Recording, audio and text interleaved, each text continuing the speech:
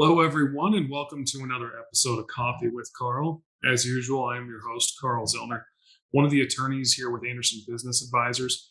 And today I want to talk a little bit about when it may be appropriate for you to have a traditional corporation in your entity structure. So starting out, let's talk about, a little basics on entities. Really the basic of a corporation or an LLC is to provide separation between you and your business or one of your business endeavors from another. There may be several circumstances where a traditional corporation could be appropriate, or at least the corporate taxation. From a general business or general working perspective, a lot of times it would be my preference. Now, it's just my preference. I like the LLC taxed as a corporation. So you get most of the corporate benefits from a tax perspective, but the slight difference of a little bit more ease of use with an LLC. So today's video is on when would you need a traditional corporation.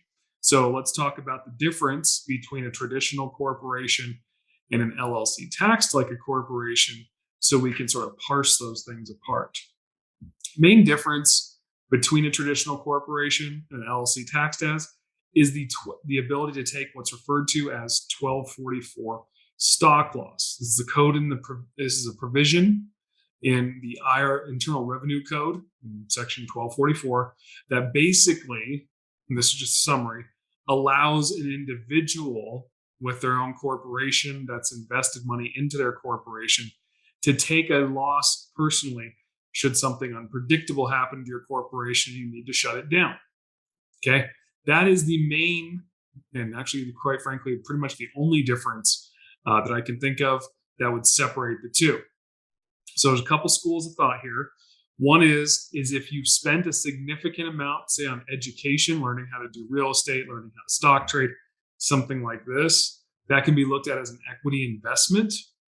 So in that case, you may want to use a traditional corporation so you can preserve that 1244 stock loss and be able to hedge that, potential benefit should the unpredictable happen. On the other side, what you look at is, like I said, for ease of use or something that maybe is an established business, my preference is to look at things like an LLC taxed as, in order to be able to basically run that as easily as possible.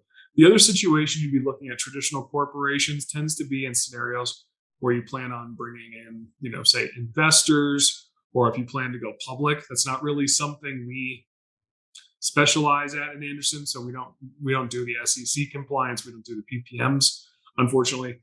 So that's a little bit outside of our scope. But like I said, for the most part, when we just start deciding between traditional and LLC taxed as, we're looking at, does the 1244 stock loss apply, or should we be looking at that in order to put you in the best position? So in a subsequent video, we'll go over a little bit when we look at the differences, or what we're going to analyze as far as should it be a C or S taxation. But I want to talk a little bit about when we use a traditional corporation versus when we would prefer to use an LLC taxed as. So till next time, thank you everyone, and once again for joining me. As always, I'd encourage you to take advantage of all of our free content out there. If you're already one of our clients, make sure you're going through our education classes, or our structure implementation classes, tax-wise, Start, Fund, Grow Your Nonprofit, and Infinity Investing. So we try to educate as much as we can, take advantage of those opportunities. And, if you like what you see, like what you hear, make sure you tell a friend, and we're always happy to chat with them as well. So until next time, thanks everyone, and we will catch you on the next episode of Coffee with Carl.